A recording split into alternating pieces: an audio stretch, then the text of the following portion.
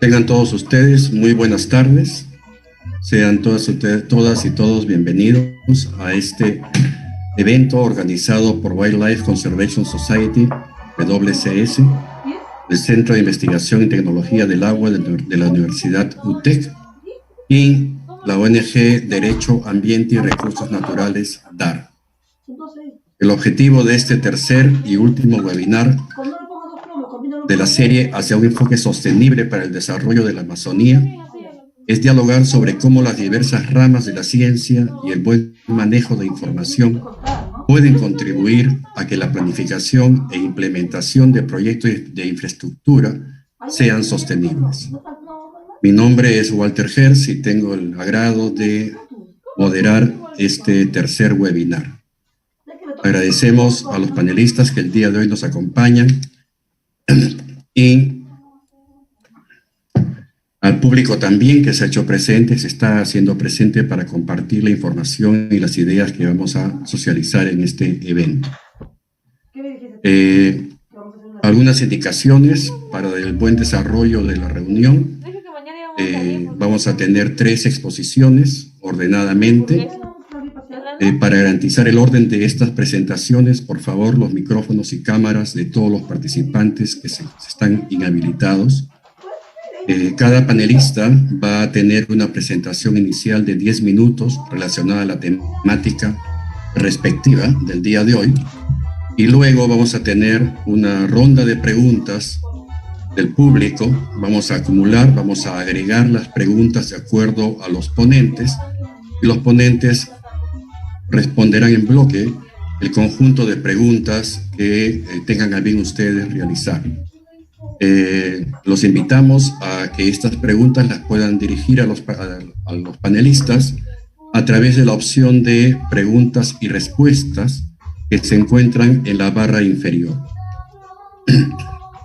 Sin más, vamos a empezar las presentaciones respectivas. Queremos invitar, por favor, a David Barreto, coordinador de proyectos en CITA UTEC. Hola, David. Hola, buenas tardes. ¿Cómo estás, David? David es ingeniero civil por la Universidad de Piura. Actualmente se desempeña como ingeniero de proyectos del Centro de Investigación y Tecnología del Agua de UTEC y es coordinador del proyecto Evolución de la Forma y Flujo del Río, Información para los Lineamientos de Infraestructura en la Amazonía Peruana, auspiciado por la Fundación MUR. David va a compartir con nosotros su ponencia centrada en cómo el conocimiento y monitoreo de los ríos contribuye en la planificación y estudio de proyectos. Bienvenido, David. Gracias. Bien, muchas gracias. Sí, desde el Centro de Investigación y Tecnología del Agua hemos preparado la presentación cómo el conocimiento de los ríos contribuye a la planificación de proyectos.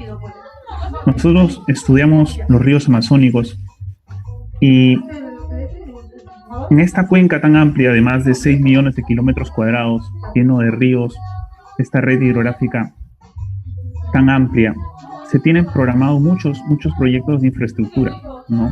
Tantos de transportes como extractivos y otros. Entonces, la pregunta es, ¿cuáles son los criterios para planificar infraestructura en la Amazonía? Indudablemente, se requiere conocer los ríos si es que queremos planificar muchos proyectos, porque hay muchas relaciones entre ellos. Entonces, nosotros venimos estudiando los ríos, y los ríos amazónicos en el Perú son muy particulares, tienen diversas características que es importante tener en cuenta primero. Lo que hay que saber es que los ríos amazónicos transportan sedimentos, muchos en algunos casos, tanto sedimentos en suspensión y de fondo, que son importantes porque definen el comportamiento morfológico de los ríos. Los ríos son diferentes, cada río tiene diversas características, algunos pueden ser muy sinuosos, meándricos, otros pueden tener múltiples canales y formar islas, ¿no? Son ríos dinámicos, tienen zonas de erosión, deposición, migran constantemente en algunos casos. Y lo importante es que los ríos tienen un grado de conectividad importante lateralmente dentro del valle y longitudinal. Todo lo que sucede aguas arriba tiene una influencia aguas abajo y viceversa. Pero lo más importante es que los ríos hay que entenderlos que son parte de un sistema. Tanto dentro de una cuenca, obedecen a un ciclo hidrológico, pero interactúan con diversos ecosistemas y biodiversidad. Teniendo claro estas características generales de los ríos, lo que queremos un poco explicar nosotros desde el Centro de Investigación, nuestro objeto de estudio que ha sido los ríos amazónicos, hemos desarrollado diversas mediciones, trabajos de investigación, hemos desarrollado tecnología para poder tener las metodologías más apropiadas para estudiar y monitorear estos ríos. Todo ello se ha hecho a través de mediciones en campo, tanto del caudal, sedimentos, procesamiento de muestras en laboratorio, modelamiento.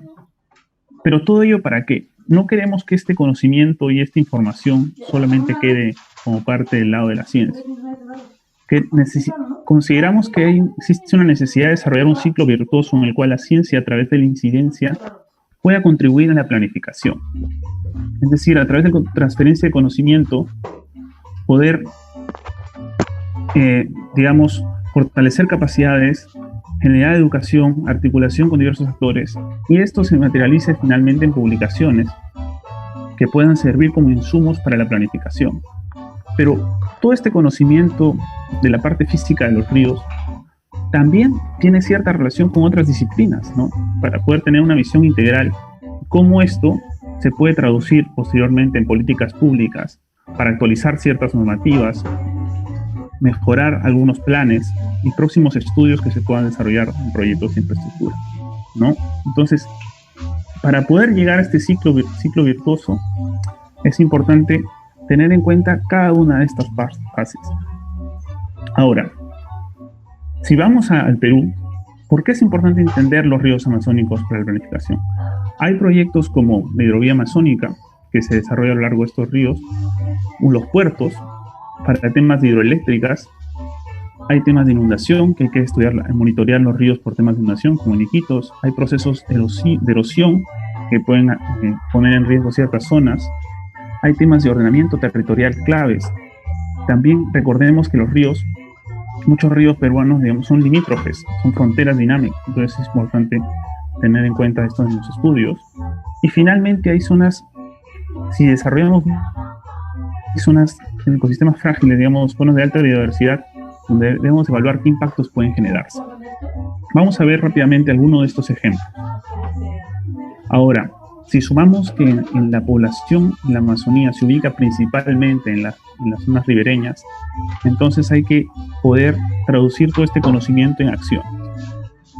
La hidrovía amazónica, por ejemplo, es uno de los proyectos que en los últimos 2 años se ha venido desarrollando diversos estudios, pero desde el 2005 ha desarrollado estudios de navegabilidad y entre otros. Una muestra de que los ríos son dinámicos, una de las características que mencionamos, es que en los estudios, digamos, del contrato, de la factibilidad del proyecto, habían 13 zonas de intervención de los malos pasos. Al momento de desarrollar los estudios de ingeniería, identificaron 23 zonas de malos pasos, porque los ríos cambian, ¿no? Y eso lo pudimos evidenciar al momento de evaluar el estudio de impacto ambiental, donde se había considerado áreas de estudio muy focalizadas en las zonas de intervención y no se había llegado a entender el río como parte de un sistema y definir una línea base completa. Entonces, eso es una idea principal que hay que tener en cuenta en los ríos amazónicos al momento de planificar proyectos.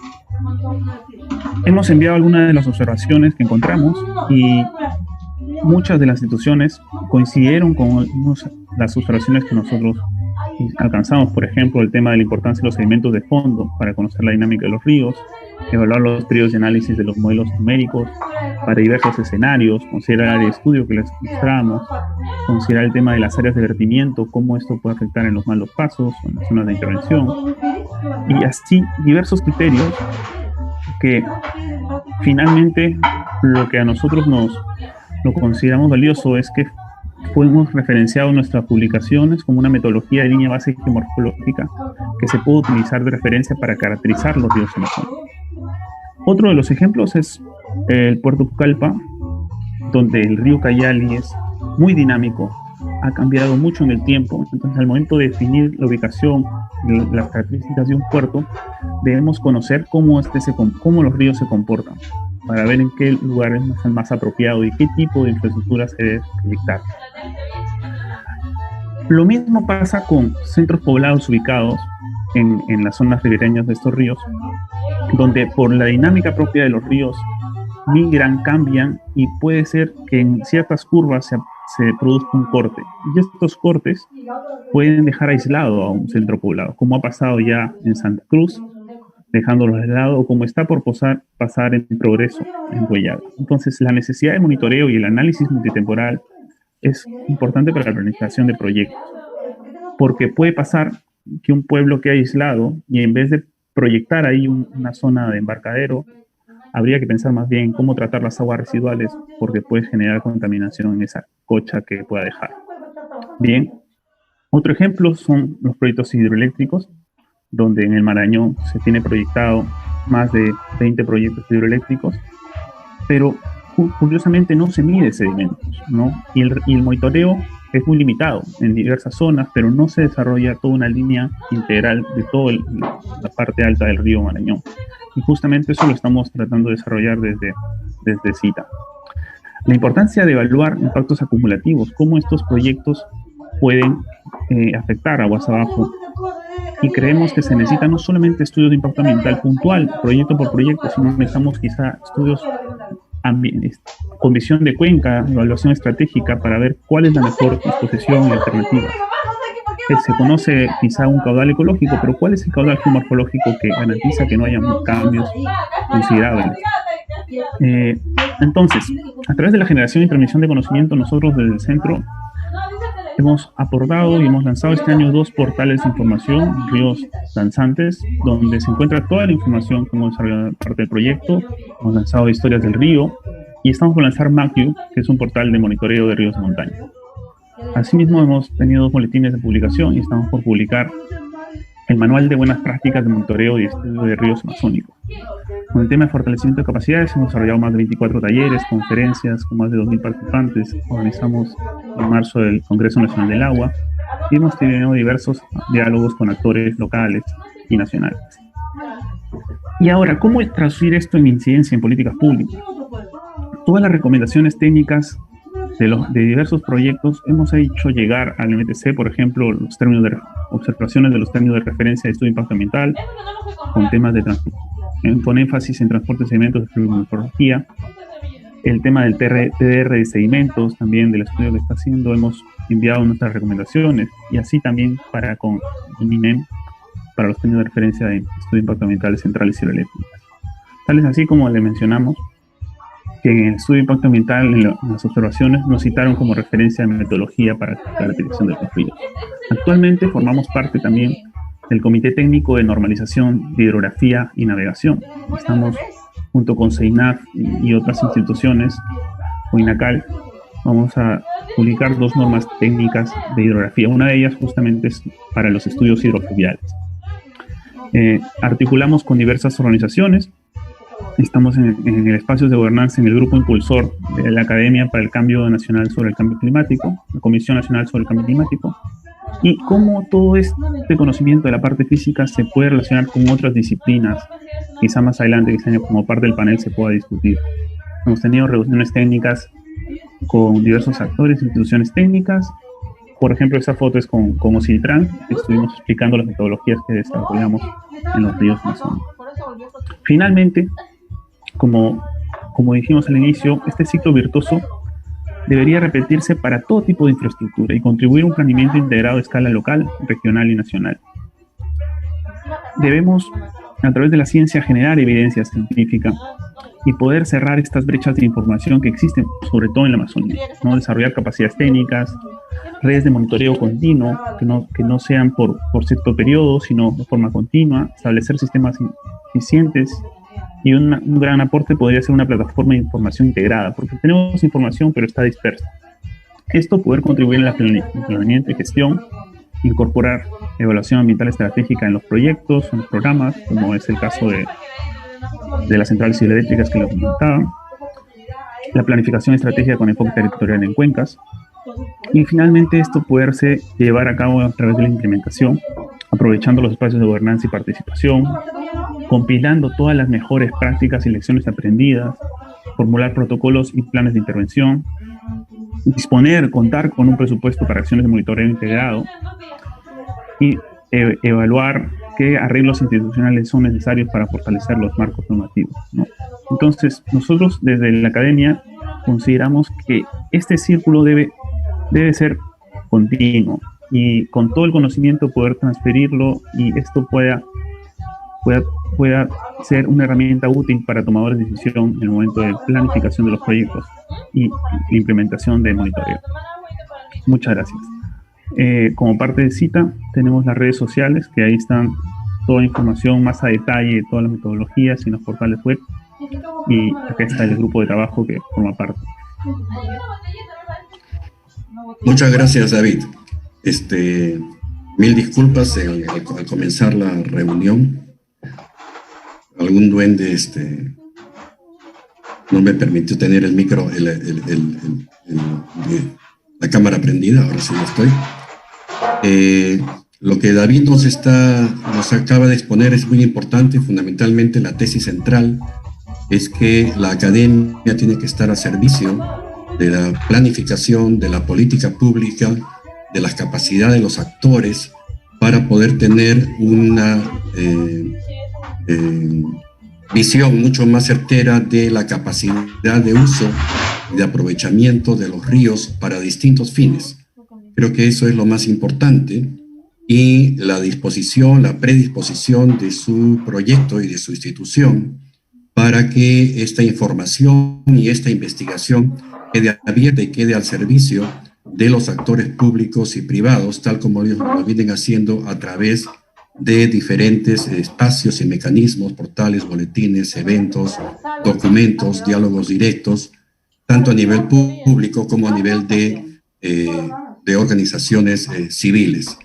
De esta manera consideramos que la contribución que puede brindar la academia en el campo de el estudio y el aprovechamiento de los recursos hídricos es fundamental, y el referente de esta universidad y de este proyecto nos puede servir bastante.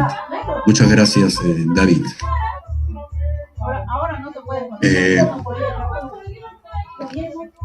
Enseguida vamos a tener la participación de Carlos Cañas, que es consultor de WCS en Perú. Él es biólogo con amplia experiencia en ecosistemas de agua dulce.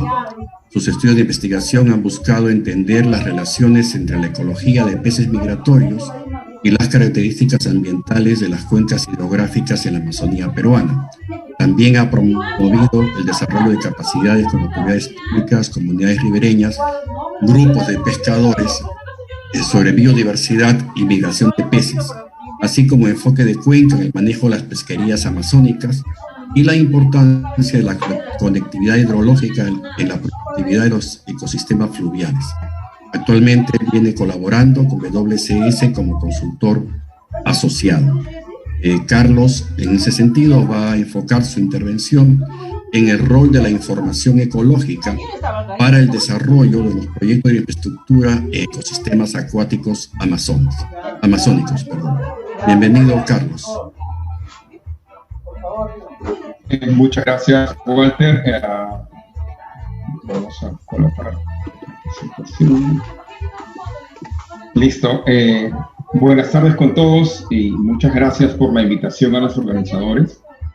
Por cuestiones de conexión voy a apagar mi cámara para poder tener toda la posibilidad. Bueno, vamos a continuar, creo, así, para no perder el tiempo. Vamos a hablar sobre la importancia de la información ecológica para el desarrollo de proyectos de infraestructura, ¿no? Y quisiera comenzar esta presentación definiendo estos dos términos, ¿no? El término de ecología y el término de infraestructura, ¿no? La ecología es la ciencia que estudia las relaciones entre los seres vivos y entre estos seres vivos y su entorno.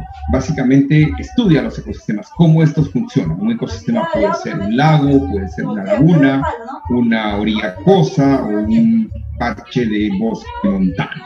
La infraestructura básicamente es referida a los elementos humanos que son colocados, son puestos dentro de de estos espacios naturales, los cuales van a servir para brindar diferentes servicios necesarios en el funcionamiento de un país, de una ciudad, llámese la red de alcantarillado, servicios públicos.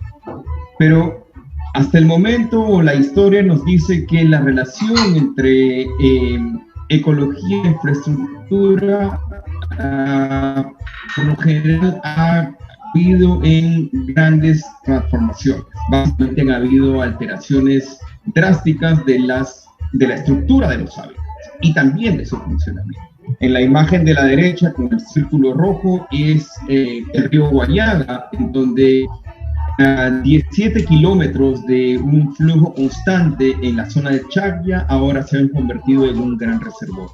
Este flujo ha sido detenido, el funcionamiento de esta sección del río ha cambiado. Entonces, básicamente estos cambios son los que reconocemos como impactos ambientales y sociales. Y la única manera de identificarlos va a ser a través de obtener la información ecológica al inicio de estas operaciones. Y para el caso de ecosistemas acuáticos, una de las cosas muy importantes en esta relación infraestructura y ecosistema es que los efectos se manifiestan en una área mucho más amplia que el área inmediata u operativa, ¿no? Entonces, ¿por qué necesitamos saber cómo funcionan los ecosistemas? Ya desde inicios de este siglo, se sabe que el ecosistema debe considerarse como la unidad funcional para el uso de recursos naturales, ¿no? La Convención de Biodiversidad en la Conferencia de las Partes define en el año 2000 este enfoque ecosistémico, ¿no? Es la base de nuestra subsistencia humana y del desarrollo económico y social. También fue así mencionado por la evaluación del milenio de los ecosistemas. Y también siempre hemos oído de los famosos servicios ecosistémicos, ¿no? Que, me permito esta tribuna, es una definición bastante antropocéntrica, ¿no? En realidad, nosotros lo que usamos o estos beneficios son el producto del resultado de los ecosistemas. Los ecosistemas no es que estén para servir nuestras necesidades. Nosotros estamos aprovechando del producto del funcionamiento. Y por tanto, hay diferentes valores que se le dan a los ecosistemas, de acuerdo a la cultura, de acuerdo a la sociedad. Entonces, últimamente vemos que es necesario entender el funcionamiento de ecosistemas, ya no solamente por una curiosidad.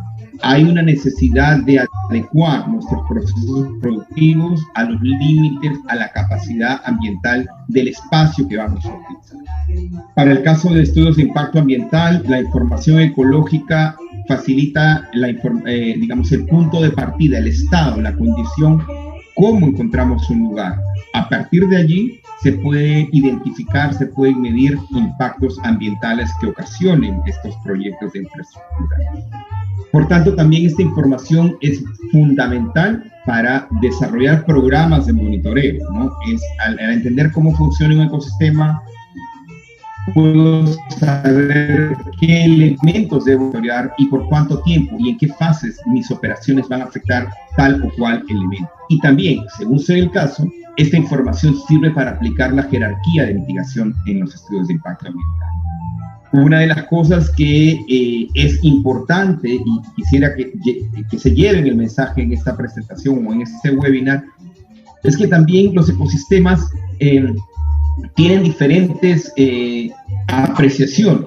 Por tanto, deben incluirse en la valoración de estos ecosistemas los diferentes saberes. Hay una necesidad de articular diferentes saberes y reconocer la pluralidad de valoraciones y percepciones, ¿no? Entonces, todo estudio de impacto ambiental y en general toda evaluación de ecosistemas debe incluir estas diferentes dimensiones de uso y valoración.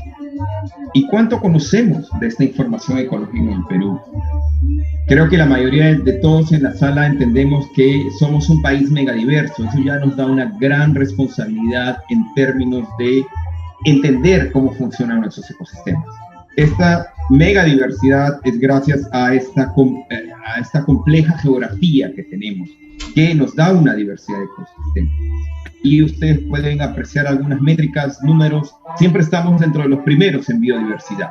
Esta información la podemos encontrar en diferentes museos, centros de investigación. Es generada por cooperación internacional a través de inventarios biológicos.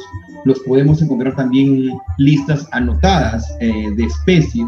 Y últimamente también la información de biodiversidad la vamos a encontrar en bancos genéticos. El año 2018, el Instituto de Investigaciones de la Amazonía Peruana ya publicó un libro de los peces comerciales en donde cada especie ya tiene su código genético y tiene un lugar, un espacio en este gran banco de genes o banco genético global. Y así podemos ver diferentes y distintas plataformas que van generando información.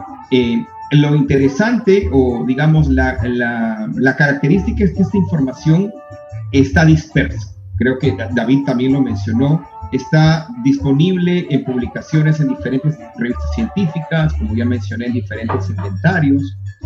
Parte de esta información también está en museos, la cual parte de ella está digitalizada, y el acceso definitivamente en algunos casos es menos complicado y en otros hay que, digamos, visitar la colección. A nivel del gobierno existen plataformas con información de los ecosistemas acuáticos. A nivel de gobierno regional, por ejemplo, tenemos al gobierno regional de Loreto, que hace unos 4 años dio este gran paso de poder implementar, de poder colocar en el visor, la plataforma geoespacial, los datos de pesca, por ejemplo, la información pesquera.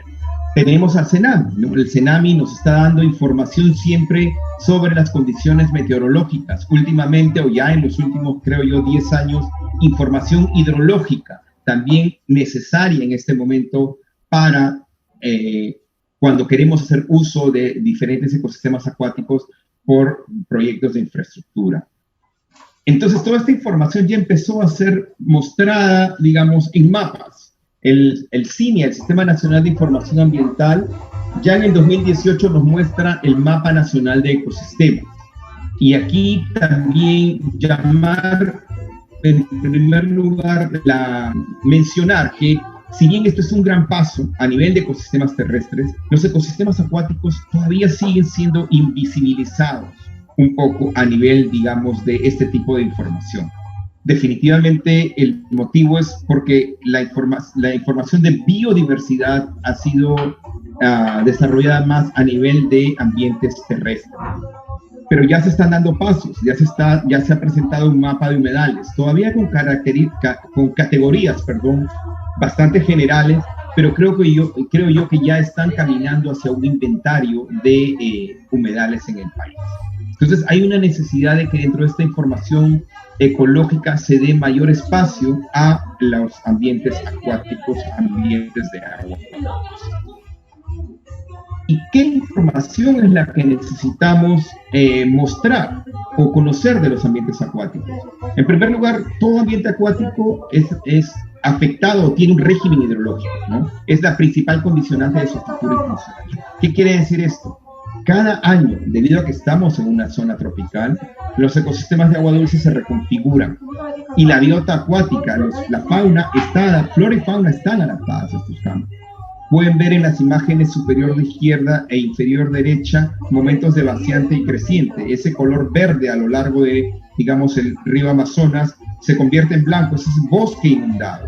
Entonces, 14% a nivel de toda la cuenca amazónica queda bajo el agua. A nivel de Perú, prácticamente en la región de Loreto, el 30% queda bajo agua. Pero esta transición, este régimen hidrológico es propio, diferente en cada río. Como ya mencionó David, cada río es diferente, ¿no? La imagen de los niveles de río Madre de Dios, por ejemplo, es un río de cabecera y va a tener una transición diferente digamos, entre la época de creciente y vaciante que el río Amazonas, por ejemplo. ejemplo, en la parte más baja. Otra importante característica que toda información ecológica de ambientes acuáticos debe contar o debe mencionar es el flujo y la conectividad. Estos ambientes están conectados a nivel de toda la cuenca, a nivel regional. Perú, nosotros tenemos las cabeceras occidentales, las cabeceras andinas del río Amazonas. Vale decir, si ven allí la cuenca de Ucayali y teóricamente soltamos una gota de agua en el río, en las cabeceras del Ucayali, el río Urubamba, que todo siempre se conoce al Perú por Machu Picchu, esta gota de agua va a pasar por Pucallpa, va a pasar por Iquitos, va a terminar en el Atlántico. Entonces hay una conectividad y esto implica que los impactos, los efectos de cualquier cambio también van a tener repercusiones aguas abajo o aguas arriba. A nivel de país, nuestros ecosistemas acuáticos tienen un gradiente de elevación de casi 5.000 metros o más de 4.000 por lo menos. ¿Y qué pasa allí? Esto es lo que nos da esta gran diversidad. Hay una diversidad biológica impresionante de distintos grupos a lo largo de este gradiente de elevación. Tenemos especies endémicas, únicas, especies indicadoras, y así también los servicios ecosistémicos o el uso de estos ecosistemas son diferentes a lo largo de este continuo, que puede ser un mismo río, para finalmente, por ejemplo, al final, en las partes más bajas, tener una gran productividad pesquera y sobre todo, nuevamente, este aprecio por estos ecosistemas culturalmente, ¿no? La relación estrecha de las poblaciones con los ríos y los ecosistemas acuáticos.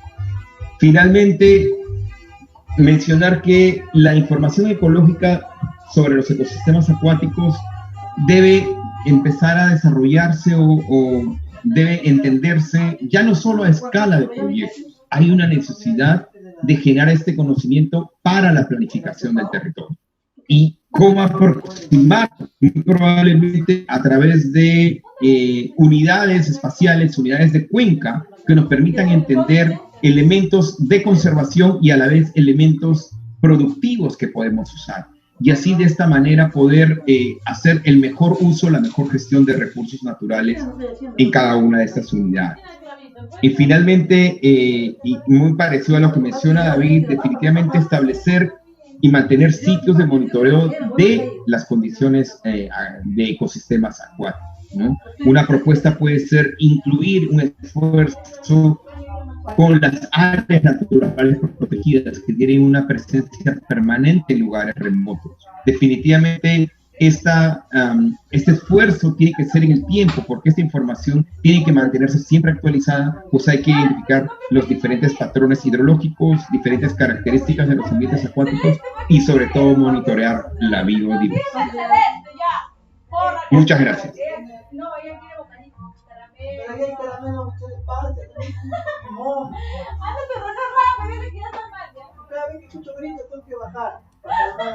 Muchas gracias, Carlos. Muy valioso aquello que nos has compartido en tu presentación. Rescatamos, entre otros, fundamentalmente el concepto de ecosistema y su relación con los proyectos de infraestructura. En segundo lugar, que esta visión ecosistémica no solamente parte de una fuente científica académica formal, sino que debería tener también una síntesis, una simbiosis de conocimientos y visiones de parte de todos los diferentes actores, tanto públicos, privados, sociales, culturales, que forman parte del aprovechamiento, uso y conservación de los ecosistemas acuáticos. En tercer lugar, es muy interesante esta visión de, por un lado, tener cada vez creciente información, pero por otro lado, la necesidad de que esta información pase esa fase de dispersión y pueda tener una capacidad de ordenamiento y de acceso para los diferentes actores, y no tanto en diferentes fuentes tan dispersas y separadas. Rescatamos también el hecho de que La información tiene que tener elementos claves, y eso ahí están compartiendo también con David, como el régimen hidrológico, implica la configuración de los diferentes ríos y su biodiversidad, el flujo, la conectividad, las gradientes de elevación y los diferentes servicios ecosistémicos que presta a lo largo del desarrollo de estas fuentes de agua. Y finalmente, sí, coincidiendo con lo que plantea David, el tema de que el estudio, la investigación, no debería solo concentrarse o servir para un proyecto específico, sino que debería estar enfocado para tener un manejo del territorio y los ecosistemas acuáticos ser parte de ese manejo de territorio ordenado, de tal manera que pueda servir también para los actores, llámese locales, regionales, ¿no?, puedan tener una visión de capacidad de uso y aprovechamiento de los recursos hidrobiológicos y de los ecosistemas acuáticos. Muchísimas gracias, Carlos, por tu intervención. Recordamos a los participantes en este webinar que pueden hacer sus preguntas, pueden ir alcanzando sus preguntas. Al final de la siguiente exposición vamos nosotros a abrir la rueda de preguntas y respuestas a los diferentes ponentes. Invitamos a Diego Saavedra, especialista del programa Gobernanza y Gestión Ambiental de Derecho, Ambiente y Recursos Naturales, por favor. Diego, buenas tardes. Buenas tardes, Walter, Diego, y a todos y a todas. ¿Cómo estás, Diego? Diego cuenta con estudios de antropología y experiencia en la gestión de proyectos, investigación y trabajo con organizaciones indígenas e instituciones de cooperación internacional, acompañando procesos de formación, capacitación de líderes y lideresas con enfoque de género, fortalecimiento organizacional y asesoría técnica. Actualmente genera análisis y aportes técnicos sobre los derechos y la participación de los pueblos indígenas y además evalúa los impactos que se generan a partir del desarrollo de actividades extractivas en territorios indígenas. Diego va a compartir, por tanto, con nosotros, en función de su experiencia y su nicho profesional, el valor de la información local, social, cultural y económica para el desarrollo de la Amazonía. Bienvenido, Diego. Muchas gracias nuevamente a todas, a todos. Efectivamente, mi presentación y en general los comentarios que voy a compartir provienen desde las ciencias sociales, y más que una reivindicación propiamente de las ciencias sociales, es un llamado, un subrayado sobre la necesidad de, como hemos venido, en este caso, trabajando desde enfoques multidisciplinarios y complementarios de las diferentes ciencias, ¿no? Solo reiterar que los hallazgos, las recomendaciones, los aprendizajes que hemos venido compartiendo a lo largo de estas 3 sesiones de diálogos, de intercambio de conocimiento, es en base a lo que hemos aprendido en la implementación del proyecto Promoviendo Infraestructura Sostenible en Loreto, en el cual tanto con Corpi San Lorenzo como con Orpio, que son las 2 federaciones indígenas regionales de Loreto afiliadas a IDECEP, hemos venido trabajando de cerca. Yo quería iniciar planteando 3 cuestiones para poder entender un poco nuestro análisis y hacia dónde creemos que debe ser y puede ser útil la información local, social, cultural, económica de los territorios, en este caso indígenas, rurales, de la Amazonía del Perú. Y es que creemos inicialmente que hay, de hecho, formas convencionales para las mediciones de diferentes estándares, ¿no? Desde los conceptos de desarrollo, pobreza, hasta los que actualmente en este momento por la coyuntura se vienen discutiendo como brechas, ¿no? Todas estas mediciones responden en general a algunos principios conceptuales y teóricos más enfocados a un desarrollo urbano, a un desarrollo en donde se promueve el acceso, el acercamiento a una modernidad citadina, por decirlo de alguna forma. Estos centralismos que pueden resultar lógicos, estas formas convencionales que responden a ver unidades concentradas de desarrollo, en ver el desarrollo del urbano como un ejemplo para el desarrollo de todo el país, también limita, de hecho, la implementación y el alcance de diferentes políticas. Y una de las expresiones de esos límites justamente, y es algo que vamos a compartir a continuación, es la evidente desarticulación entre no solo las autoridades y los que generan la información, sino la superposición de esta información que termina significando vital para la planificación de proyectos, políticas, la formulación de normas, etc. Y con esto nos referimos efectivamente a que hay diferentes sectores que generan información por su lado sobre los mismos territorios, quizás sobre los mismos sujetos y a veces sobre un mismo problema, pero son datos diferentes y no compartidos, ¿no? Uno de los primeros elementos en el conocimiento local que creemos que es fundamental es la información geográfica. Y entendiendo la geografía como no solo la generación, sino la interpretación y la construcción de estos datos georreferenciados.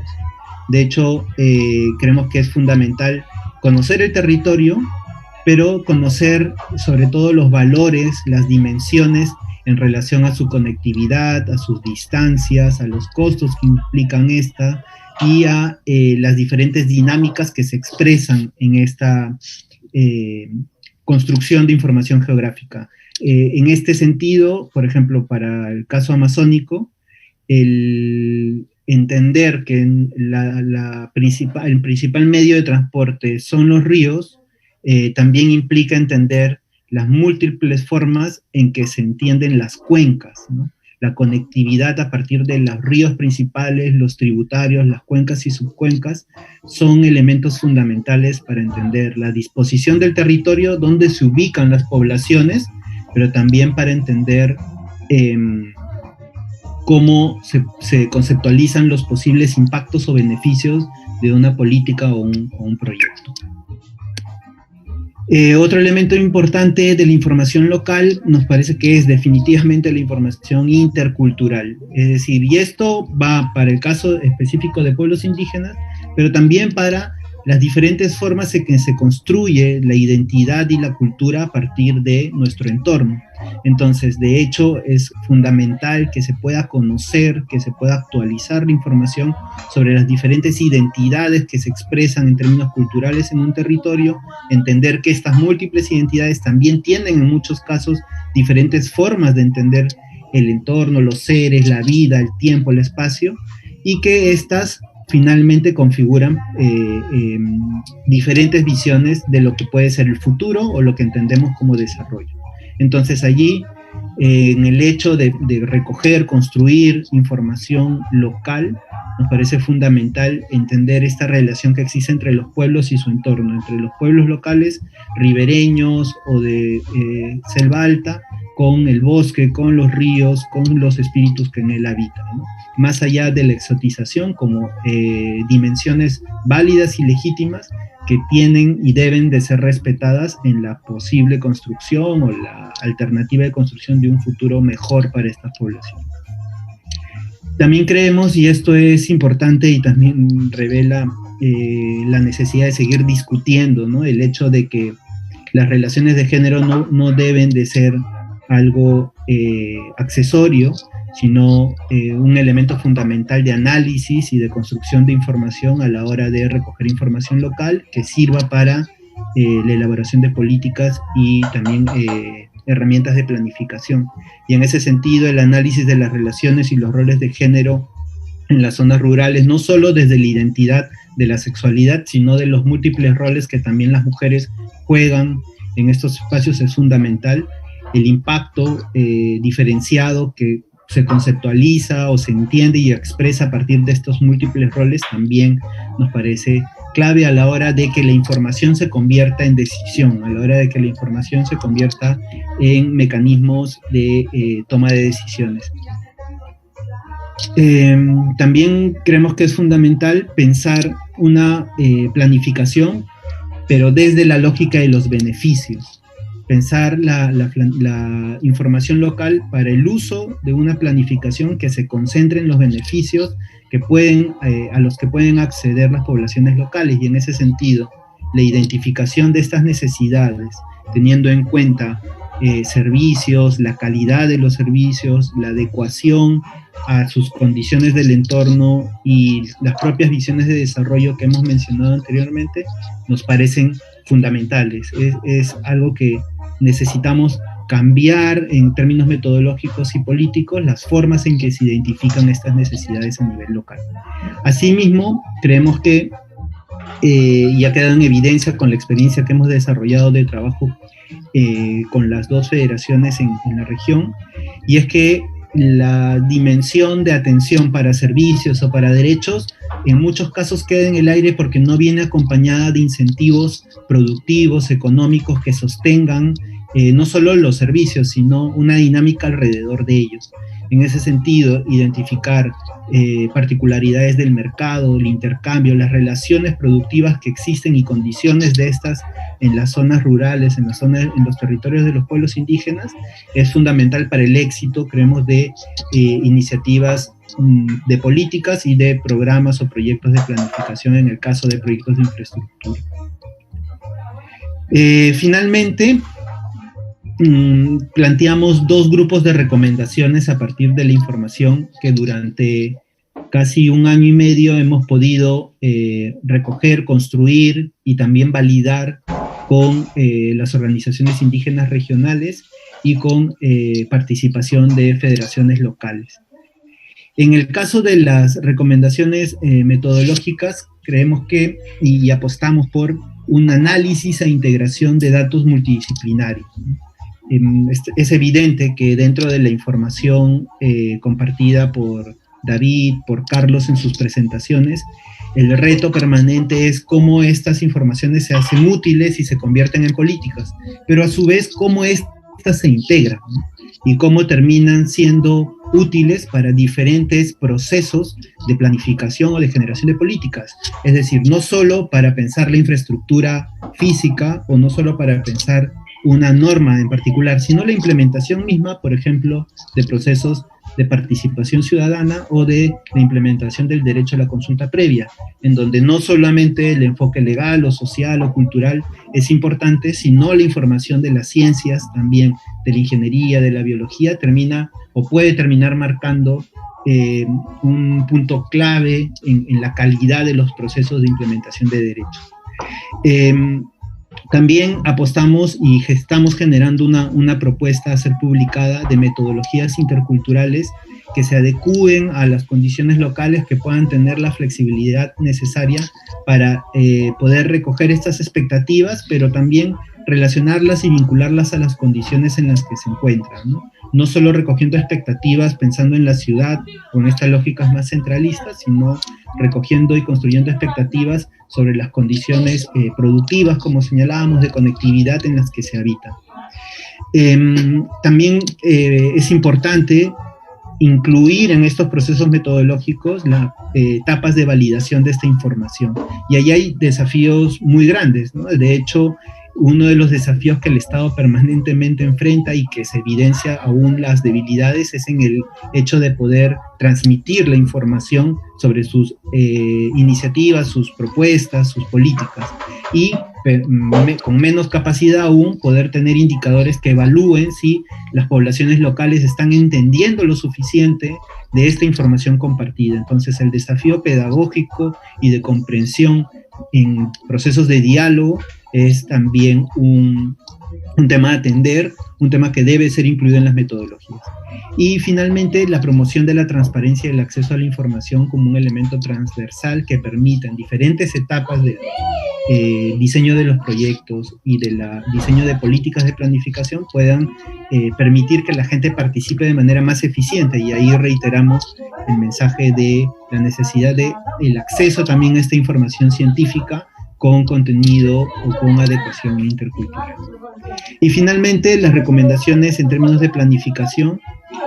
Planteamos que es necesario actualizar y alimentar la identificación de brechas desde lo local. En este momento la presidencia del Consejo de Ministros ha aprobado un plan para el cierre de brechas en el ámbito petrolero de Loreto. Eso incluye no el total del territorio, pero lo clave en este proceso es poder alimentar, dar mayor contenido a esta definición de brechas como un elemento de medición que debe de alimentarse, debe de robustecerse de información de las zonas a las cuales pretende atender.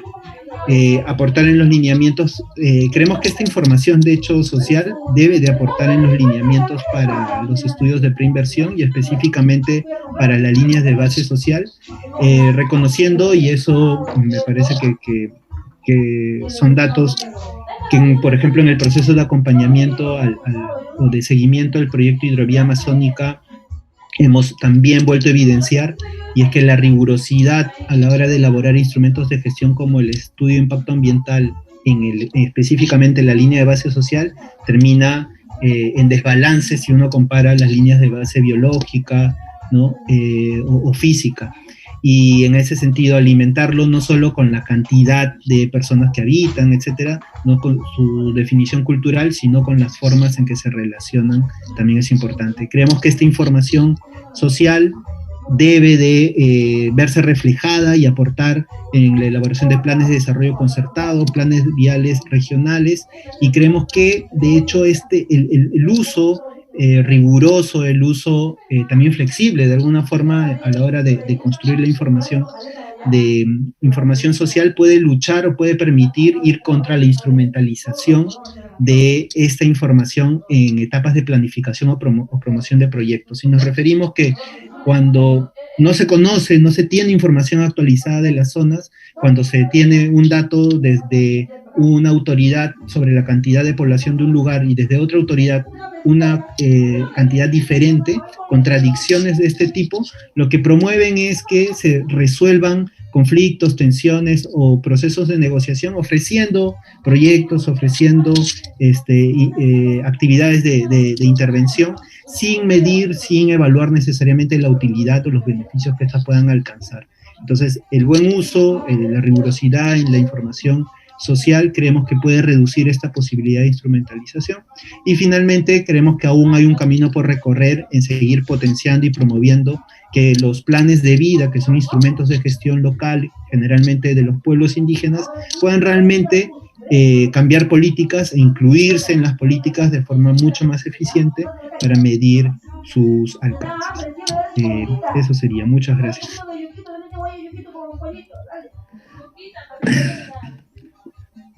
Ok.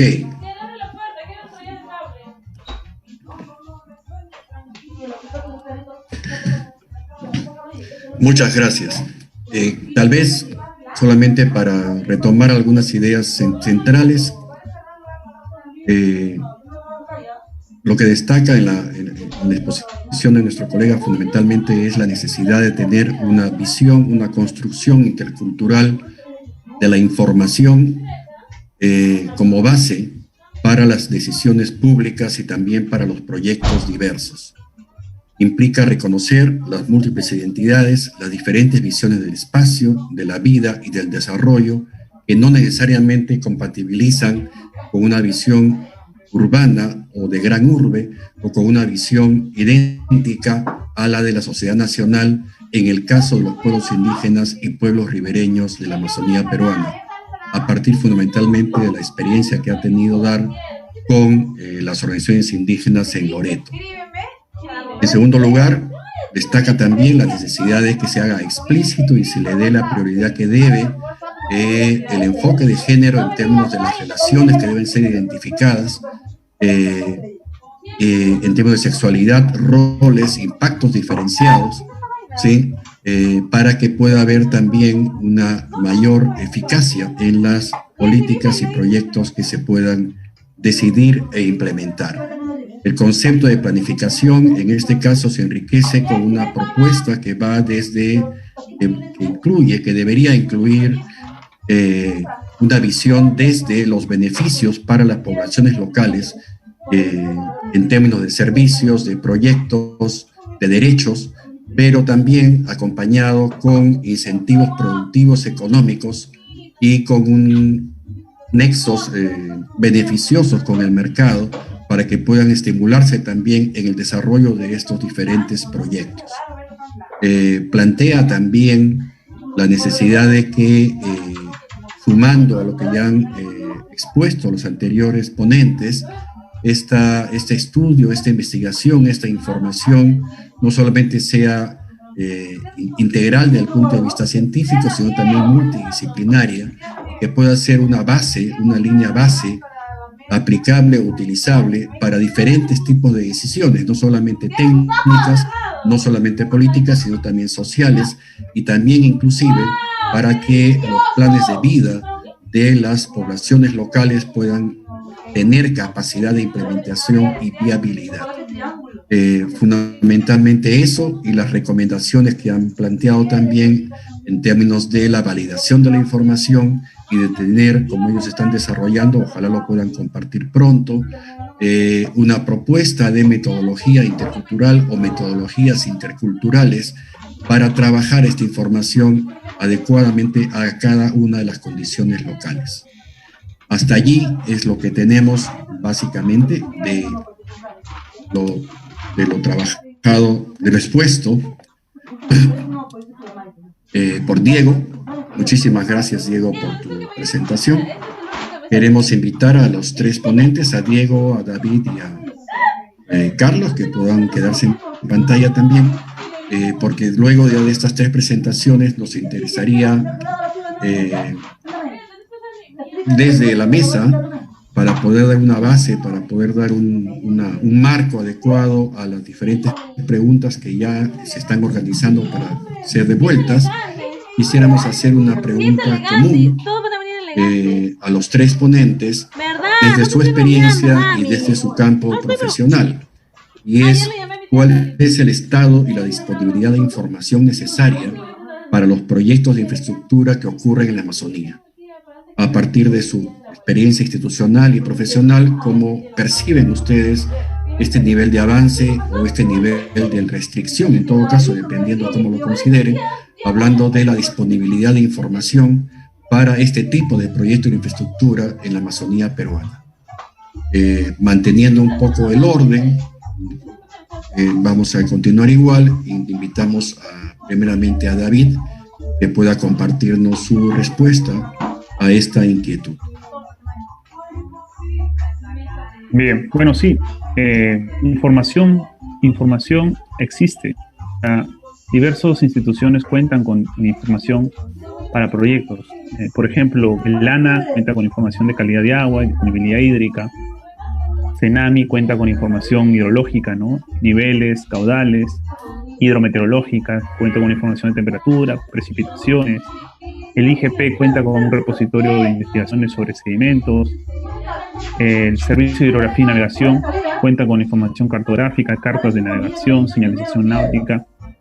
El MINEN cuenta con información sectorizada de pasivos ambientales, pero, digamos, toda esta información se encuentra en distintas plataformas, ¿no? Y de distintas formas, de distintos formatos de información. Y lo que un poco mencionamos en la presentación es, pero se mide agua, se mide niveles de agua, pero no se mide sedimentos.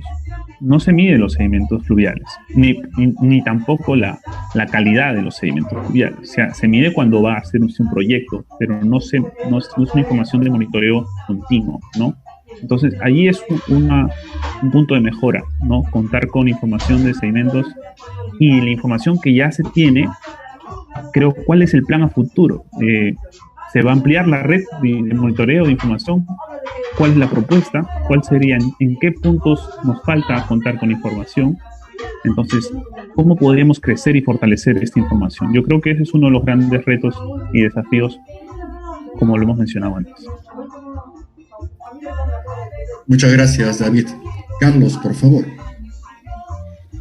Sobre el estado de la disponibilidad de información ecológica, como David también mencionó, la información existe, ¿no? Si recordamos un poco desde la década de los 80, en el país se vienen desarrollando inventarios biológicos, ¿no? Muchos de ellos han sido base para proponer áreas naturales protegidas, ¿no?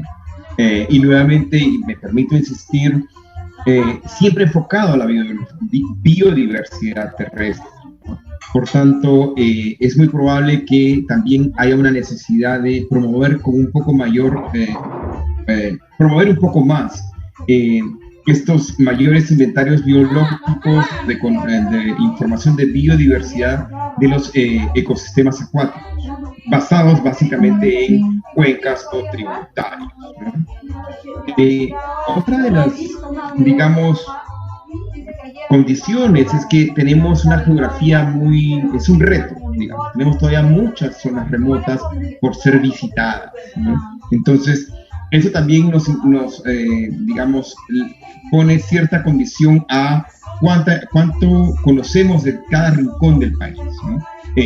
Se han dado casos que sí han logrado conocerse un poco más, sobre todo en zonas de cabeceras, en el caso de ecosistemas acuáticos, ¿no? Un ejemplo es esta exploración en el Valle del Candamo en los años 90, ¿no? Para la explotación petrolera, ¿no? Entonces, se conoció, existe la información, sin embargo, ¿qué ha pasado de los años 90 ahora en ese mismo lugar? Entonces, es también actualizar esta información que sí se ha llegado a obtener, y esto puede ser a través de, nuevamente, esta posibilidad de trabajo conjunto con áreas naturales protegidas. En el ejemplo que di está el Parque Nacional Baguajasonene, con mantener monitoreo de la biodiversidad de ecosistemas acuáticos, muy probablemente en sus puestos de control.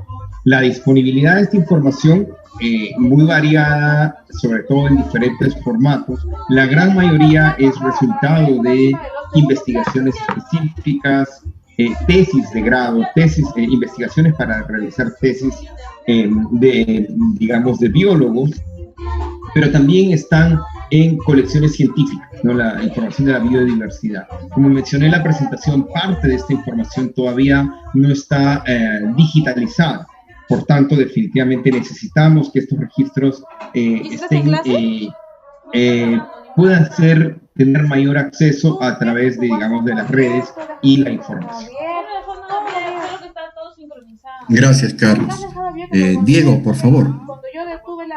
Sí, me parece una de las preguntas fundamentales en relación al manejo de información, pensar la disponibilidad en relación a su generación y en relación al uso que se le da, ¿no? Porque de hecho coincido en que hay bastante información científica, incluso en materia social hay bastante información cuantitativa, pero uno de los problemas que hemos encontrado es la superposición de información y la contradicción entre la misma. De hecho, en términos censales, hemos encontrado varias comunidades que presentan en el censo, en los datos del INEI, una cifra, en el gobierno regional otra, y en los gobiernos provinciales otra diferente. Y de la misma forma sobre servicios, etcétera. Entonces, la información cuantitativa existe, pero tiene estos problemas de superposición o falta de articulación. En temas de información cualitativa, lo que vemos o lo que percibimos es varios desafíos. Uno, el hecho de quién construye esa información. En general, en las zonas rurales o en las zonas, en este caso de la Amazonía, lejanas, mucha de la información cualitativa que conocemos es construida por las empresas, por consultoras que trabajan para la promoción o elaboración de estudios que luego se convierten en proyectos, y allí falta de hecho un proceso de adecuación, validación y apropiación de esta información desde el Estado para usarla. Además, lo que hemos percibido es que la información cualitativa versus la cuantitativa o la científica más clásica es más cuestionada, más denostada, es más cercana a la percepción. Y allí esto se solucionaría con herramientas metodológicas interculturales, multidisciplinarias, pero sobre todo con incluir indicadores de calidad. Creemos que ahí hay un gran desafío sobre la información social. Y por último, también hemos percibido de que hay un desafío sobre esta información en relación a cómo la usamos. Y puede estar disponible, pero finalmente creemos que hay algunos procesos en los que la información científica puede ser aún más útil. Es decir, procesos de consulta previa, procesos de participación ciudadana, en donde la población local o indígena llegan a discutir, negociar con el Estado ciertos temas, el debate a veces se agota justamente por esta instrumentalización de lo social en definir proyectos de atención, construir una losa o una vereda, cuando esta información científica podría alimentar en etapas previas o durante la implementación de estos mecanismos un respeto mucho más efectivo de los derechos, pensar mejor o de manera más clara en los beneficios y en la identificación de impactos. Entonces identificaríamos esos diferentes niveles en relación a que sí es disponible, pero aún hay desafíos por seguir atendiendo. Muchas gracias, Diego. Bien, ahora sí, con el ayuda del equipo de técnico, hemos ido juntando las preguntas que ustedes nos han ido haciendo. Vamos a abrir una primera rueda, ojalá que tengamos tiempo para una segunda rueda, hasta donde lleguemos al límite de este webinar.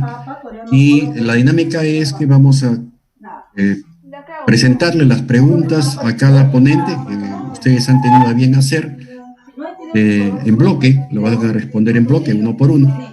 Y luego que acaben los tres ponentes, en el tiempo que nos quede, reabriremos la ronda también en esta misma dinámica. Empezamos con David. Tenemos tres preguntas puntuales. ¿Los ríos navegables de nuestra Amazonía pueden ser dragados? ¿Es viable esta propuesta para mejorar la navegabilidad? Esa es la primera pregunta. La segunda es, ¿qué nos hace falta para mejorar el monitoreo de los ríos amazónicos de manera más integrada? Y la tercera pregunta es, ¿qué parámetros hacen falta empezar a medir?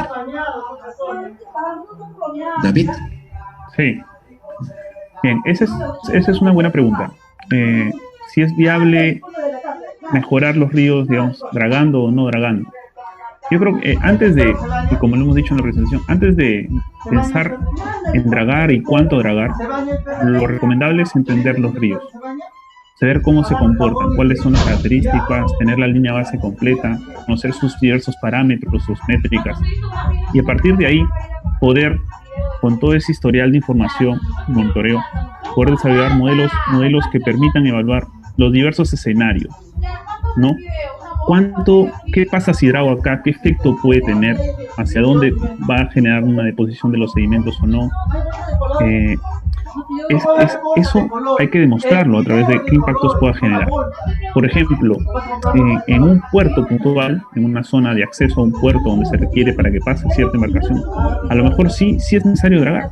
En Iquitos a lo mejor es necesario dragar para que ingresen las embarcaciones en cierto tiempo y en cierto lugar para poder hacer ciertas maniobras.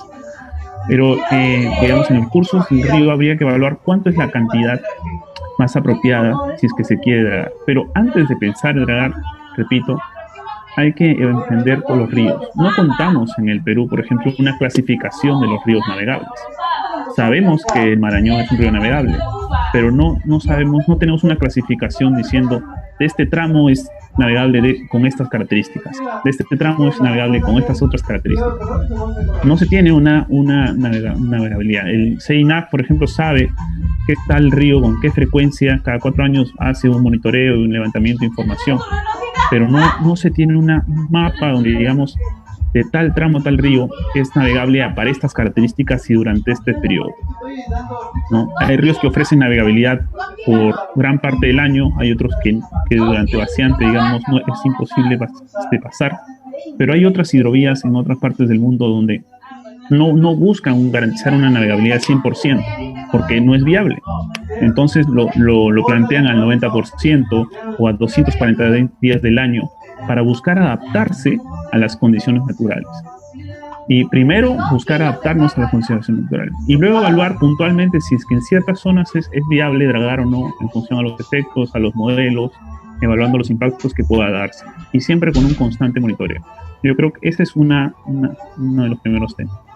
Lo otro que nos preguntaban es cómo mejorar entonces los puntos de los monitoreos en los ríos Amazonas.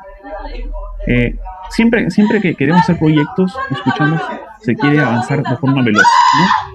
Avanzar rápido, hacer las cosas rápido. Y a veces avanzar veloz puede traer algunos inconvenientes. Entonces, eso yo lo respondería, digamos, hay que tener en cuenta dos cosas: espacio y tiempo. Espacio, porque hay que ver si en toda la cuenca nuestra disposición de puntos de monitoreo es el más adecuado, es el óptimo. Nos faltan lugares para monitorear. Estamos cubriendo los espacios adecuados para poder tener una línea base completa, para poder estudiar bien los ríos, para poder entenderlo. Hay ciertos lugares que estamos monitoreando solo por conveniencia de ubicación de población, pero no por un criterio técnico. Y el tiempo, porque hay muchas estaciones que por ciertos periodos se tiene información, pero luego se deja de contar con información, o solo se tiene información, digamos, de día, pero no de ciertas noches, entonces algunos picos no se registran, o no se tiene información completa de todas las variables, no hay estaciones automáticas, hay algunas estaciones que son solo convencionales. ¿Y qué pasa cuando a veces algunas estaciones se averían? Digamos, tiene algunos ciertos días sin información, se pierde la información. Entonces, la confiabilidad del monitoreo es importante para luego con esta información se pueda tomar decisiones, se pueda modelar, se puede evaluar, se puede hacer los estudios adecuados. Entonces, como repetimos anteriormente, se tiene información solo de niveles de agua, se tiene información, digamos, de las cartas de navegación que hacen, pero no hay un monitoreo continuo de los sedimentos, de transporte de sedimentos de suspensión y de fondo. Y a diferencia del agua, el caudal, que puede ser constante, o sea, digamos, en un tramo es el mismo por continuidad, los sedimentos depende de qué tramo del río está, tienen diversos comportamientos. Hay unas zonas que transportan más, otras que transportan menos, depende del tipo de periodo del año. Entonces, existe una relación que hay que evaluarla, estudiarla y entenderla antes de empezar. Y no sé si había una pregunta más, me parece. Sí, ¿qué parámetros hacen falta empezar a medir? Lo que estábamos diciendo, ¿no? Cuando hablamos de sedimentos, los parámetros que nosotros, por ejemplo, hemos medido, medimos la concentración de sólidos suspendidos, ¿no? Medimos, digamos, el transporte de fondo, cuántos toneladas, o sea, volumen por unidad por metro tiene el transporte de fondo en un día, ¿no? El transporte de fondo, ya nosotros en otras charlas hemos explicado los tipos de transporte que existe y cómo se clasifican. Eso no se monitorea y se requiere a laboratorios, se requiere un plan de mediciones, un plan de monitoreo para evaluar. Y seguramente en otras disciplinas hay otras variables que nosotros compañeros pueden mencionar que también hacen falta medir, lo decía el doctor Cañas. Hay que medir algunos parámetros también biológicos, quizá en algunas especies. Pero la variable que hemos visto es que falta medir sedimentos en muchas de las estaciones. Y inclusive otras variables como los niveles de agua, a veces están en cotas relativas, otras están en absolutas, entonces no se uniformiza la información en una sola, de forma estándar, ¿no? Muchas gracias, David. Para Carlitos, 3 preguntas. ¿Qué tan lejanos estamos en Sudamérica de contar con un banco de datos ecológicos y de biodiversidad en cuerpos de agua para realizar los estudios de impacto ambiental, sobre todo en relación a las escalas de información requeridas en proyectos hidroeléctricos, considerando proyectos transnacionales? La segunda pregunta es, el intento de colgar en el IDER la información de pesca fue buena iniciativa, pero hoy en día el IDER no ha actualizado la información. ¿Qué se puede hacer al respecto? Y la tercera, ¿hay estudios ictiológicos en el Marañón para el tramo entre el Pomo de Manseriche y Balsas? Carlitos. Muchas gracias, Walter. Sobre la primera pregunta referida a este banco de datos ecológicos y de biodiversidad, yo honestamente veo todavía ese momento algo lejano. ¿no? No obstante, tienen ocurriendo esfuerzos a nivel de cada país, ¿no? Inclusive a nivel de cuencas, ¿no? A nivel de cada país, pienso yo que las oficinas del gobierno, las oficinas como el Sistema Nacional de Información Ambiental, deberían ya comenzar a centrar esa información, ¿no? Y muy probablemente a través de espacios como el Tratado de Cooperación Amazónica, poder integrar esa información, particularmente para la cuenca amazónica, ¿no? Y a nivel de cuencas también, por ejemplo, ya hay un trabajo, un esfuerzo internacional en términos de migraciones, ¿no? En términos de migraciones en la cuenca del Madeira, y nuevamente esto ha sido a partir de una respuesta frente a la presencia de hidroeléctricos. Entonces, han habido pasos muy probablemente aislados en el tiempo, sin embargo que sí están cubriendo cierta parte de la geografía de la cuenca amazónica, ¿no? También están llevándose a cabo en este momento plataformas, presentaba una de ellas en uno de los slides, como el proyecto Amazon Fish, ¿no? Este proyecto que viene trabajando en coordinaciones a nivel de Perú con el Museo de Historia Natural, ya es una plataforma en la cual existe esta información de todos los países amazónicos a nivel de diversidad de peces, ¿no? Tenemos también los esfuerzos de la Unión Internacional para la Conservación de la Naturaleza, ¿no? UICN, que también viene trabajando a nivel de libros rojos o libros de especies amenazadas. Entonces creo que han habido esfuerzos a nivel de país, pero todavía falta dar ese paso de esta integración, ¿no?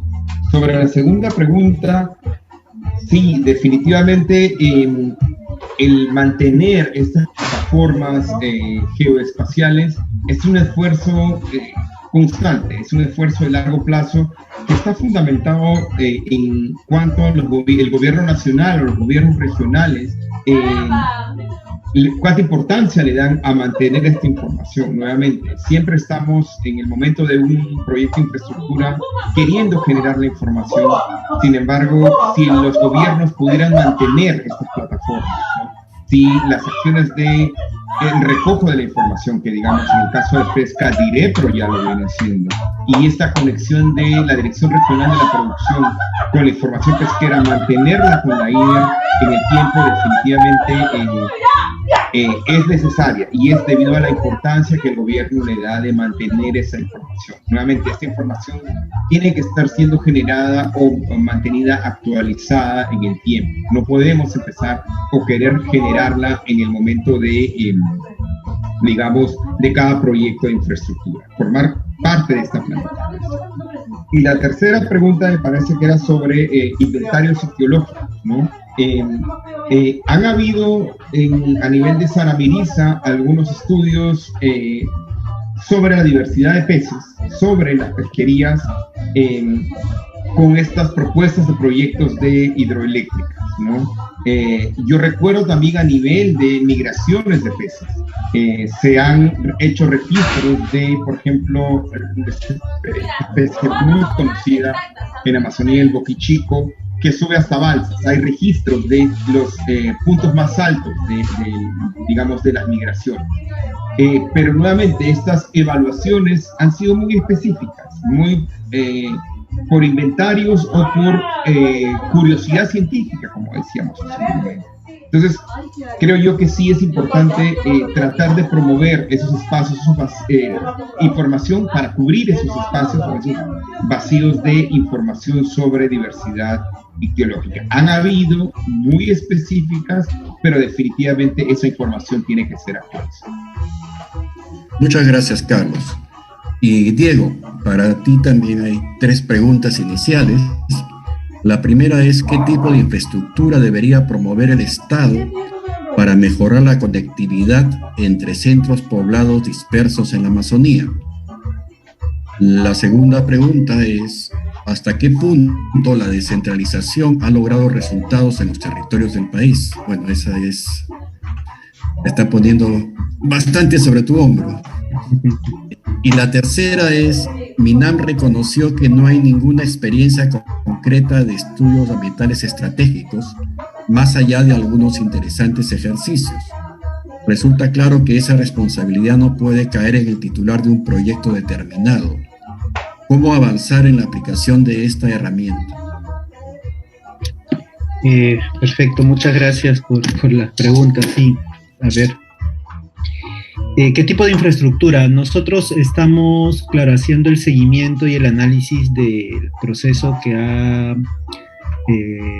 provocado todo el impulso, ¿no?, del proyecto Hidrovía Amazónica, pero también estamos trabajando en el análisis de esta propuesta de carretera Iquitos-Aramiriza y haciendo, de hecho, seguimiento a diferentes proyectos de infraestructura en la región. Y de todo esto hay varias certezas que la población misma plantea de forma bastante clara, ¿no? El transporte fluvial es lo principal. Para una región como Loreto es la vía más sostenible de transporte. Lo que piden, de hecho, las poblaciones y varias de las autoridades locales es que el transporte fluvial cumpla con principalmente dos condiciones: que sea moderno y que sea seguro. En ninguna de estas condiciones lo que plantea es una intervención drástica a los ríos, una intervención física, una transformación de los ecosistemas. Lo que se está pidiendo son mecanismos, en muchos casos, de adecuación de las embarcaciones y de fortalecimiento de la fiscalización en el transporte. Cosas que, de hecho, la promoción propiamente de la hidrovía evidenció, que el Estado no tenía, no, aún adolece de varias normas que puedan regular la seguridad del transporte fluvial. Además de eso, lo que es necesario es también pensar en que el transporte debe de venir acompañado, la promoción de mecanismos, herramientas, sistemas de transporte acompañado de la dotación de servicios, para que las distancias no se hagan tan largas, no sean necesariamente tan largas en transitar. Uno de los problemas puntuales que identificamos era el de los estudiantes de colegio en comunidades que tienen que subirse en muchos casos solos, menores de edad, a sus botes para poder ir de una comunidad a otra o navegar más de 2-3 horas para poder llegar a su colegio. Esto, de hecho, en algunas iniciativas del gobierno se está discutiendo qué tipo de mecanismo se puede usar para mejorar esto, pero está claro que es el transporte fluvial y moderno y seguro, sin alterar, sin transformar el ecosistema. Sobre la descentralización, bueno, vamos, me parece, más de 12, 14 procesos de descentralización en los últimos 100 años, y lo que nos evidencia permanentemente es este tire y afloja entre el centralismo y la regionalización de las competencias. En muchos momentos se cede, en otros se da 4 o 5 pasos hacia atrás, y los indicadores son claros. La mayoría de regiones amazónicas se encuentran por debajo de la media en los indicadores de desarrollo humano. Regiones como Loreto, que tiene polos de explotación petrolera, sus poblaciones alrededor son de las más pobres de nuestro país, con derrames petroleros aún no remediados, etc. Entonces, adolecemos de unas políticas claras, efectivas, mejor dicho, de descentralización, que impliquen no solo el otorgamiento de capacidades, sino una reformulación y transformación total de lo que se entiende como Estado. Y finalmente, sobre el MINAM y la EAE, allí lo que tendría que señalar es que sí, el MINAM justamente aprobó, bueno, fue parte de todo el proceso de la elaboración de la evaluación ambiental estratégica del Plan de Desarrollo Concertado de la región Loreto, y de hecho es uno de los planes de la CAE aprobadas en el Perú. El instrumento como tal presenta una serie de desafíos aún, o sea, es como un instrumento que le habla al Estado diciéndole: oye, para yo ser eficaz necesito un montón de condiciones estructurales y de capacidades para funcionar, que aún adolece, de hecho, el Estado en su gran medida, pero que se han ido complementando a lo largo de los años, de los últimos años. Entonces, sí creemos, sí estamos convencidos de que es un instrumento fundamental, de que actualizándolo, modernizándolo también, y incluyendo experiencias como el análisis con enfoque de cuenca, la promoción o construcción de núcleos de desarrollo o dinamizadores de desarrollo, pueden servir para prever, para identificar de manera temprana posibles impactos acumulativos y sinérgicos de diferentes proyectos. Y en este caso, en una región en donde la discusión sobre conectividad está a flor de piel permanentemente y hay muchas iniciativas de carretera, una EAE también sirve, creemos, como un instrumento válido, y no solamente para Loreto, sino para la Amazonía y de hecho para el país en general. Diego. Bien, vamos a abrir inmediatamente una segunda ronda. Nos queda un poquito de tiempo. Les rogaríamos a los ponentes respuestas precisas, puntuales, para poder asegurar que podamos absorber estas preguntas. Para el caso de David, ¿qué estudios existen en la actualidad que conectan las precipitaciones de carácter local y o regional con la cantidad de transporte de sedimentos en cantidad y granulometría de ríos principales, Huallaga, Marañón, Ucayali y Amazonas?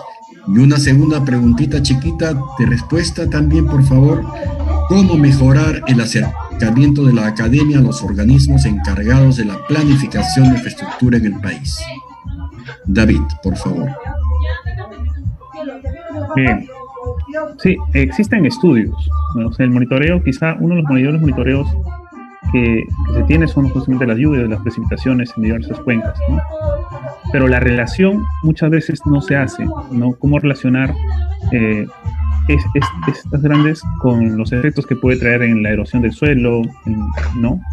Y que esto traiga consigo por diversas actividades en la cuenca. No se monitorea el segmento, entonces no se sabe si las actividades que se están generando en las zonas altas de la cuenca, pero sí está cambiando el transporte de sedimentos en los ríos principales. De hecho, nosotros en CITA, el río Huallaga, Marañón, Ucayali y Amazonas, en estos últimos 2 años, hemos hecho mediciones de cantidad de sedimentos, ¿no? Granulometría, concentración, y lo he hecho tanto para vaciante como para creciente. Y toda esta información que le hemos obtenido en campo está disponible en la plataforma Dancing Rivers, que hemos lanzado hace 2 meses, donde ahí se encuentran los puntos de monitoreo y las variables, no solamente de campo, sino también de planimetría, es decir, hemos hallado las tasas de migración y diversas otras métricas de planimetría con imágenes satelitales, ¿no? Entonces, muchos de estos resultados van a formar parte de las publicaciones que salgan de CITA. ¿Qué efectos puede traer y cuál es esta relación?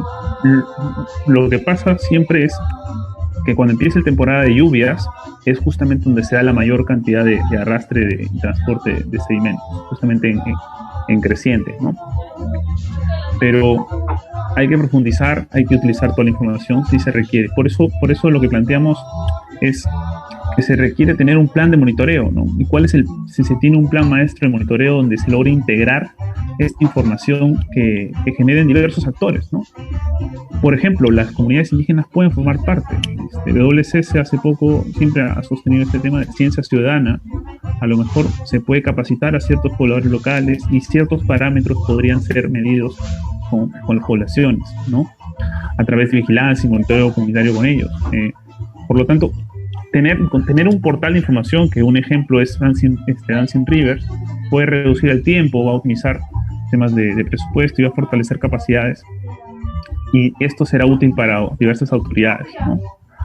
Ahora, la otra pregunta que hacían es cómo la academia puede contribuir al Estado.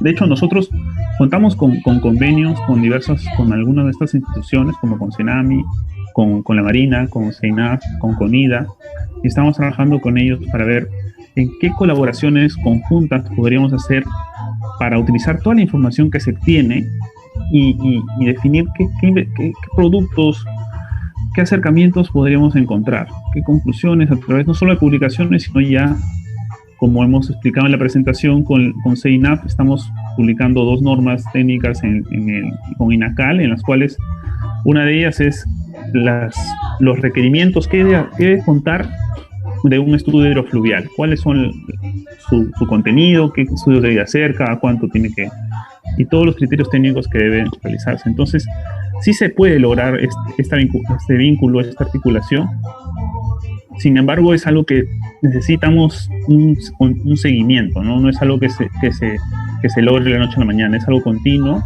y esta retroalimentación tiene que ser permanente. Gracias, David. Para Carlos, hay dos preguntas también. La primera es sobre la información de recursos hidrobiológicos de consumo humano en zonas donde no se encuentran monitoreados. ¿Cómo se están manejando los datos, teniendo en cuenta que el IDER no se está actualizando como se debiera desde su plataforma? Y la segunda, interesante, es: ¿se debe incluir como parte del ciclo del agua a las personas?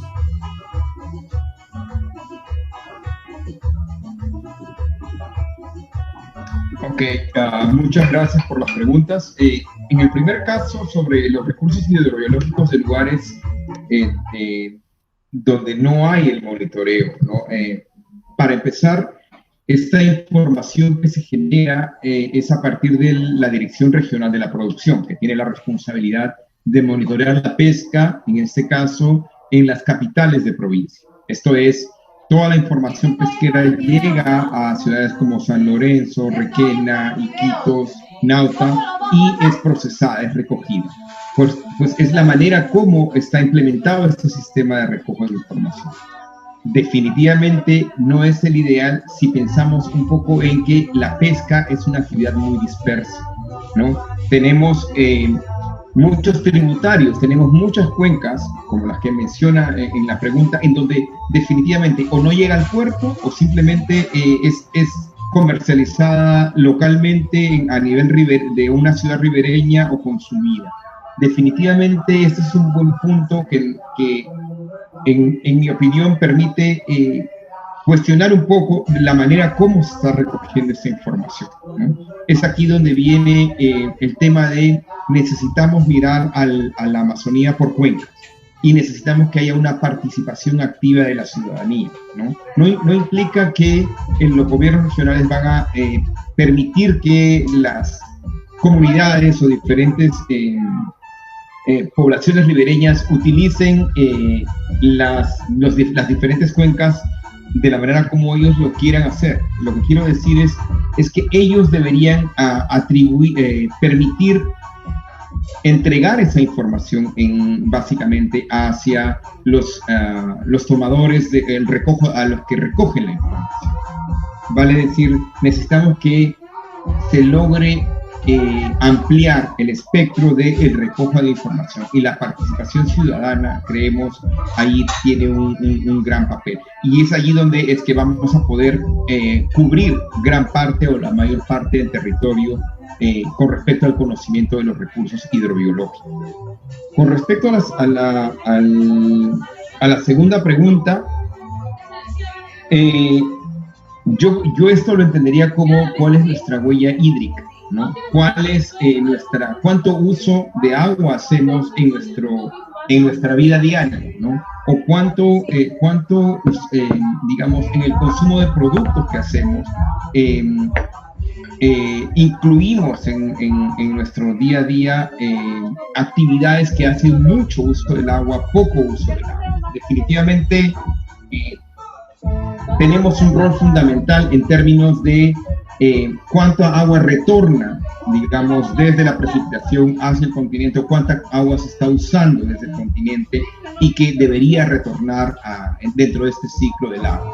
Entonces, definitivamente sí tenemos una participación, primero como consumo, pero también a través de las diferentes actividades en nuestro día a día que hacen uso de productos los cuales están basados en el uso y el consumo de agua, que la van a tomar dentro o como parte del tránsito de esta agua en el ciclo global de este año. Muchas gracias, Carlos. Y para Diego, igualmente dos preguntas.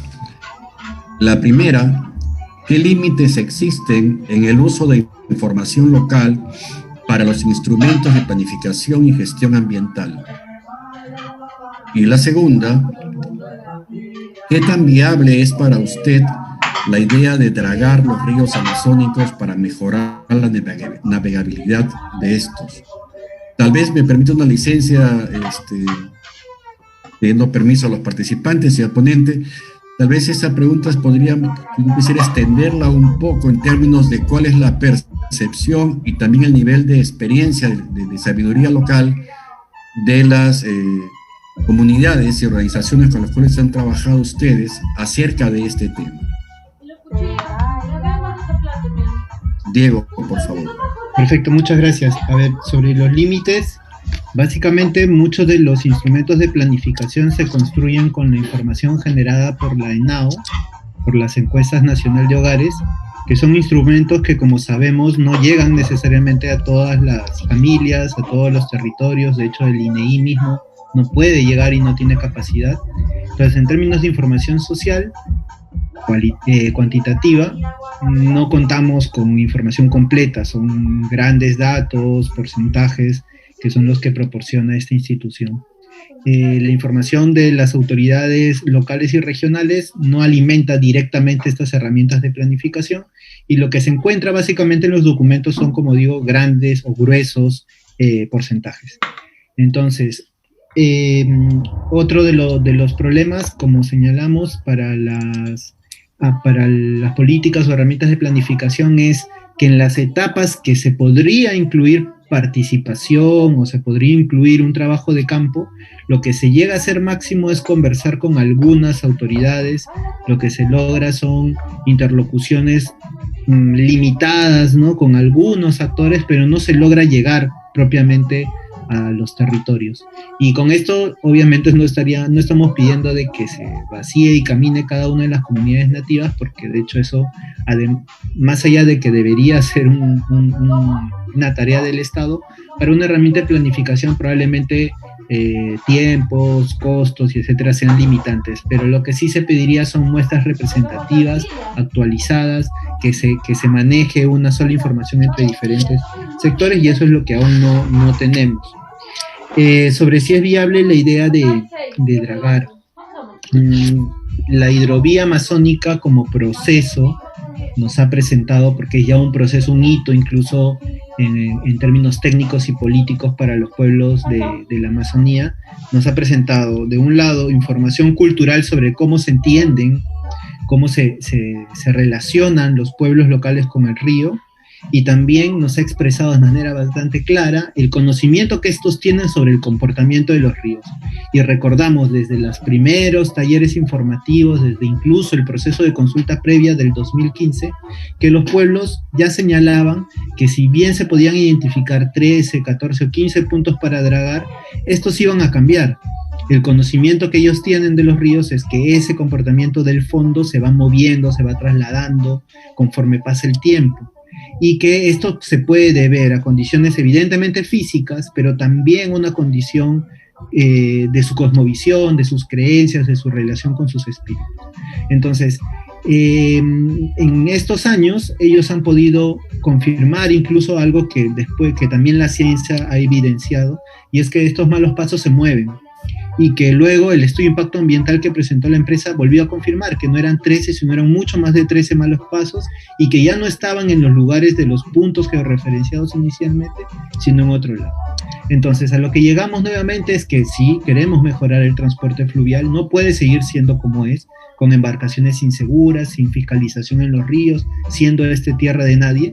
Lo que tenemos y lo que se pidió era mecanismos para fortalecer a la marina, herramientas para que el Estado pueda estar mucho más presente, y que las embarcaciones y las empresas por fin tengan también algún tipo de incentivo para mejorar y modernizar su flota. Sobre el dragado, estaba clarísimo que desde su conocimiento tradicional eso no iba a funcionar, de que eso iba a evidenciar que el Estado no tenía información y que no podía y no tenía la capacidad en este caso de medir. Y esto es también exige que los estudios se sigan dando, que la información se siga generando y que se siga actualizando para poder tomar decisiones mucho mejores, ¿no?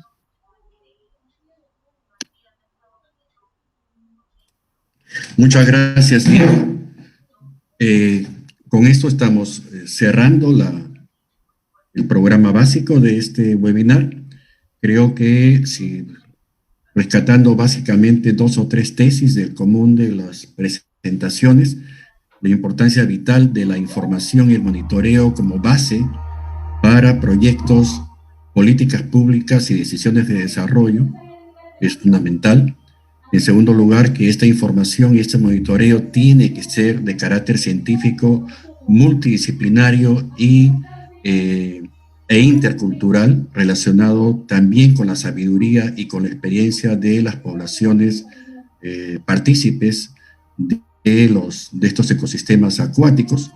Y en tercer lugar, también que la academia tiene que establecer puentes sólidos con los entes públicos y privados para que se tomen decisiones de desarrollo en un marco más amplio que simplemente un proyecto específico, en un marco de desarrollo ordenado y con criterio de beneficio claro para las poblaciones involucradas.